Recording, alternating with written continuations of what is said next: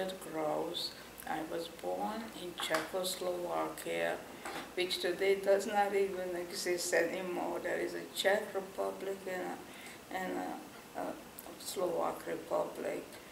And when I was 2 years old, my father came to America. And in 1939, when the war broke out, we were occupied by Hungary. And we all spoke Hungarian because all that part originally belonged to Hungary till the First World War. So there was no problem with language, except right away came anti-Semitism. The Jewish people were not allowed to have businesses, and yet it was called up to that point. Everything was, all businesses were controlled by Jewish people. Here they had to give up their businesses, and there was a very hard life to make a living. My brother, I had twin brothers and I had a sister. I was the youngest. My brother was 7 years older and my sister 4 years older.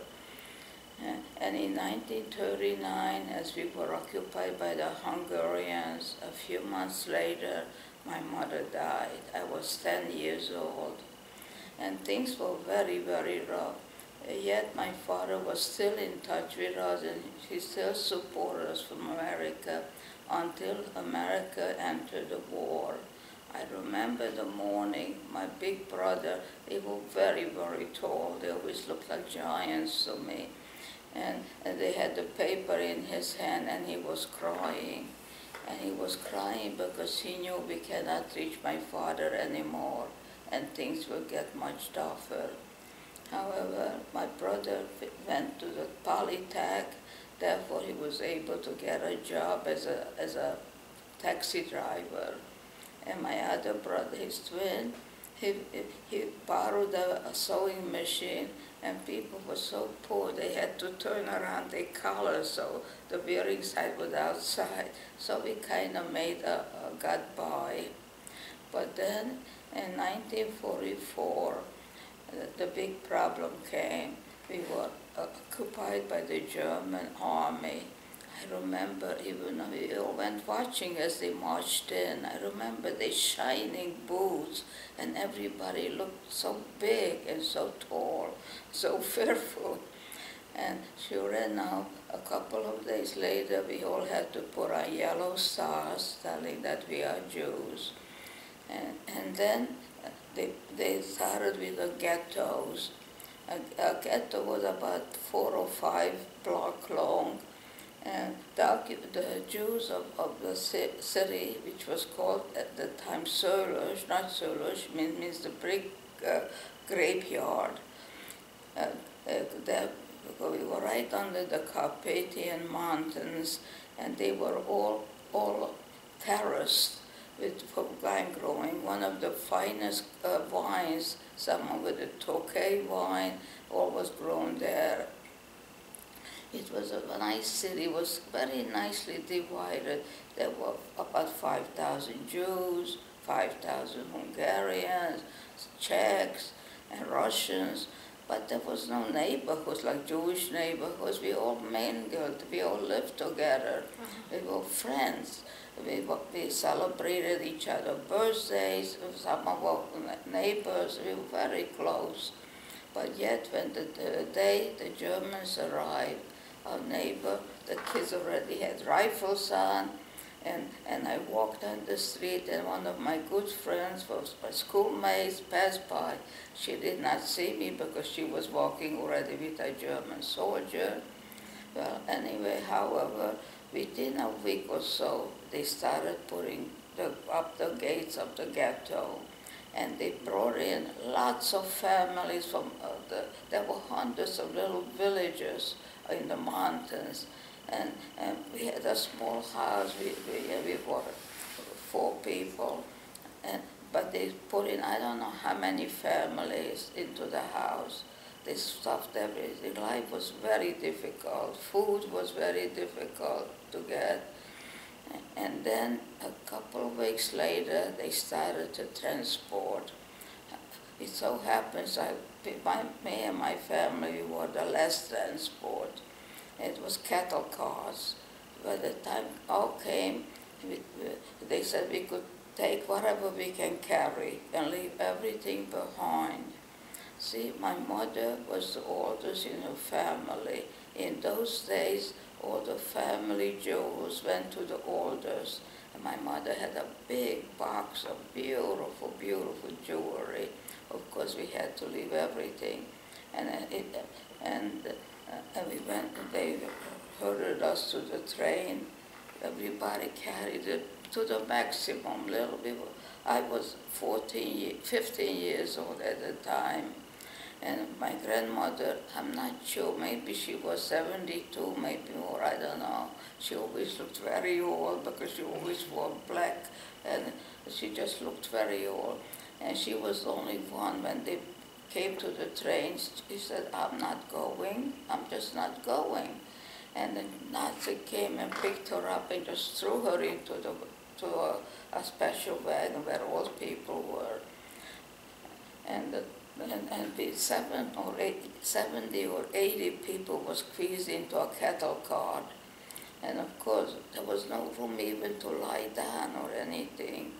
I really don't remember how many days we were riding. I just remember this thing. There was only one pill, no privacy for everybody. And the smell was beyond, and the thirst, I think there was no water or anything. But I'm not sure how many days we were riding. It seems like forever. And when we arrived in Auschwitz, they opened up the door and they started to yell, out, out, arouse, out. And there was some inmates in the uniform, and they supposed to help us come down the train. And they kept saying, everybody who's under 16, if you could manage, say you are 16. And slowly they lined up the people, one side the ladies, and one side the families, and then a separate line for men. And I remember I ran over to my brother, and I gave him a big hug, and I looked at him, and I could see the terror in his eyes. He was about 21 years old. My sister was 19, and I was 15. And they took us, that stood Mangala, I don't know if you heard of him, with a stick, and he just made it like back and forth. You go this way, you go that way. This way meant straight to the crematorium, and this way you had a chance, maybe you work.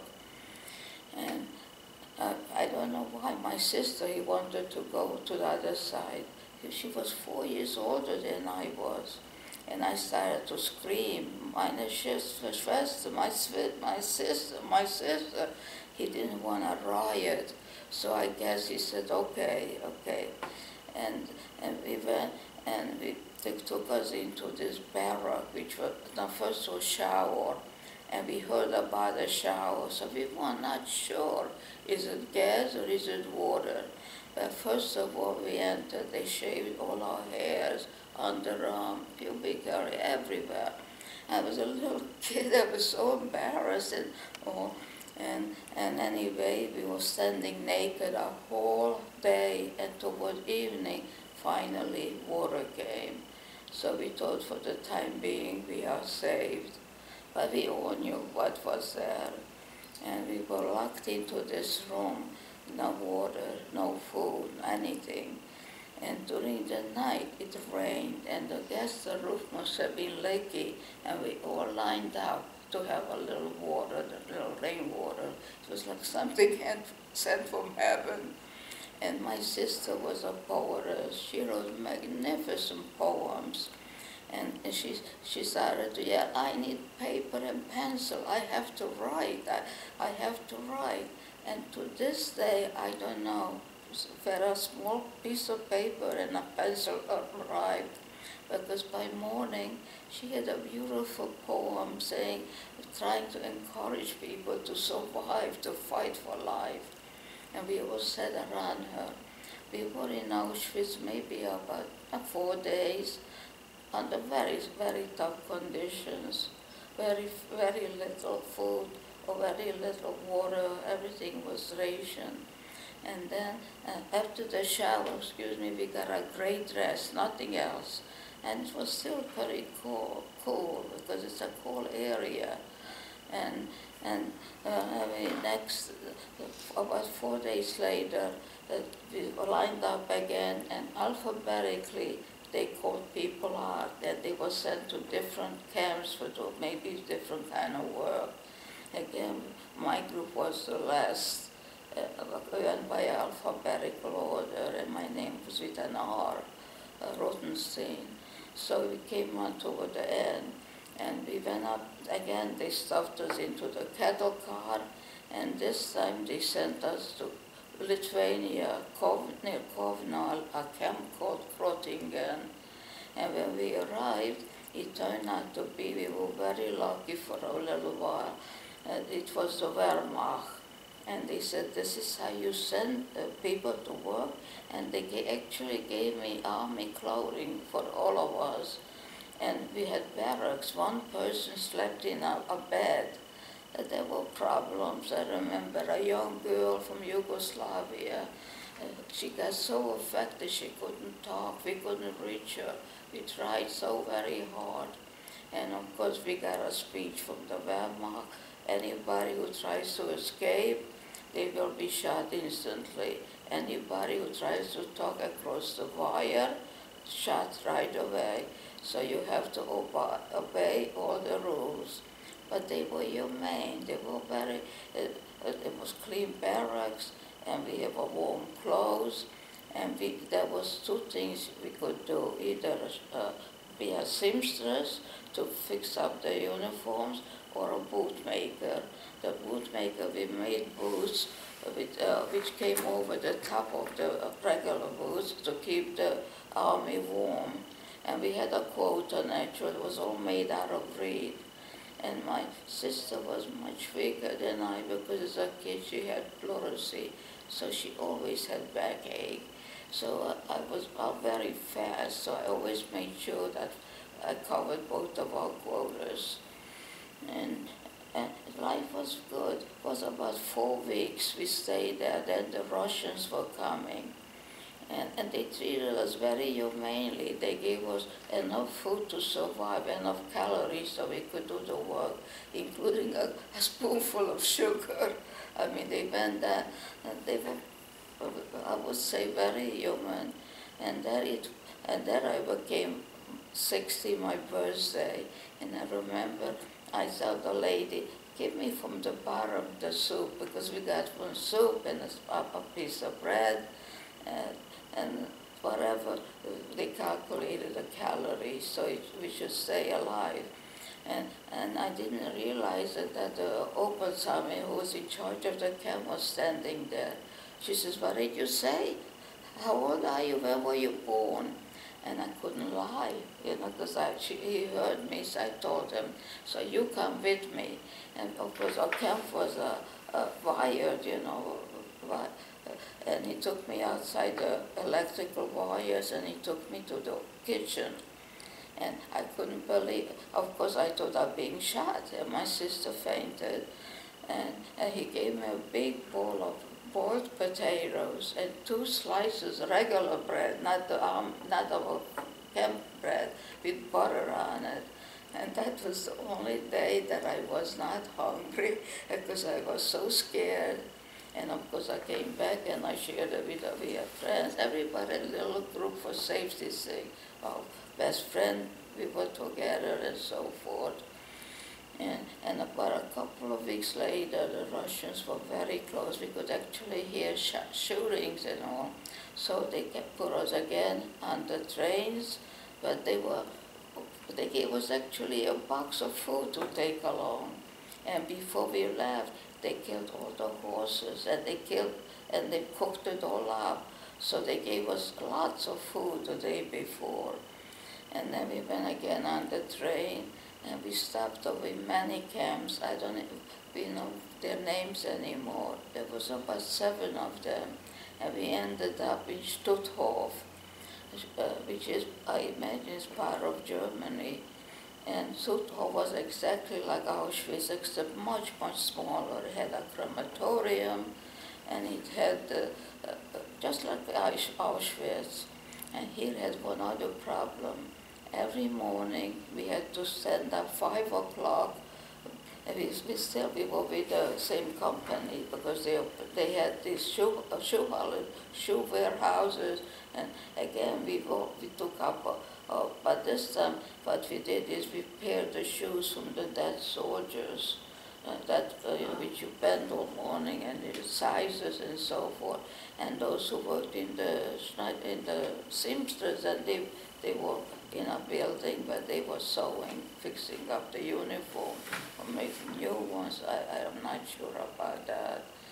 And and we worked every morning. We stand up at the 5 o'clock, stand up, and they counted us like cattle, and every 10 person was pushed out. And those we have never seen again. And we were wondering, should we stay together, should we break out, which will give us the more chance to, we knew what happened when they pushed out, that they went right to the crematorium. And so somehow we managed to stay together. And then one day coming home, this is what really changed me completely. I lost all my faith, because I come from a very Orthodox family. And as we came in home, we seen this wagon, which was pulled by people and pushed by people, those who could still walk. And on top of this wagon sat a few they looked old ladies. They couldn't have been more than in the 30s, because nobody was more than 35 or 40 maximum. And they were pushing in, and there was on the horse this Nazi guy with a big whip and whipping them that they should go faster, just like a horse you whip. And I just, at that point, I said, and they were putting up their hands, they prayed to God, God of the universe, help us, God. And it made such an impression on me that it's something that I could see. I just closed my eyes, I could see those poor people there. And then we worked, and many very, very often at night, they used to wake us up like 12 o'clock, 1 o'clock, arouse, out. And we had to watch a hanging. Somebody committed some crime, I don't know, but we had to watch the hanging. And it was I was 16 at the time. It's a thing that children should not hear. And another time, coming home from Stutthof, from the work, and we were not allowed to talk. But when you're 16, you think you could get away with the world. So I said something to my sister, and I don't know from where, this SS lady with a big strap gave me a slap right over my head. All I know, I was just covered with blood.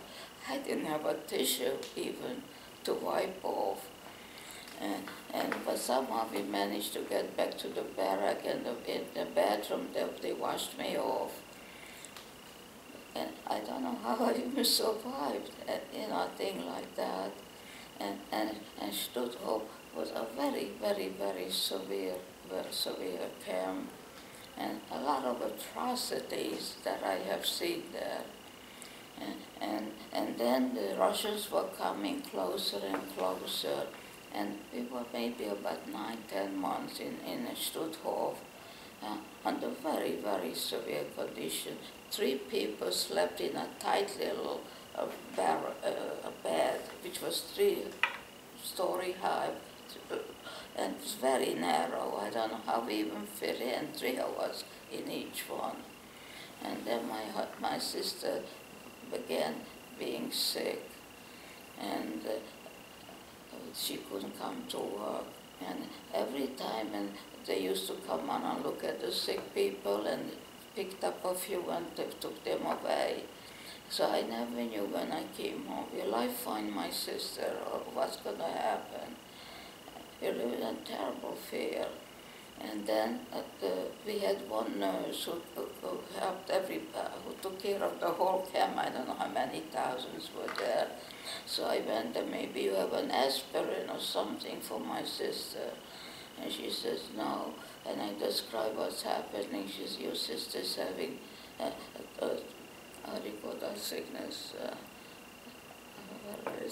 I'm sorry, I get sometimes these mental blackouts. She's very sick. She really has to go to the hospital. And I said maybe, and they have medicines in the hospital, which I didn't believe. But anyway, we dressed her and I walked her to the electric wire, and she passed with the nurse going to the hospital. And I remember calling her name. Dvoiri was her name, Dvoirica. In Hungarian that means beloved Dvoiri. And I see she was looking around. She couldn't trace my voice at all. And that's the last one I seen of my sister.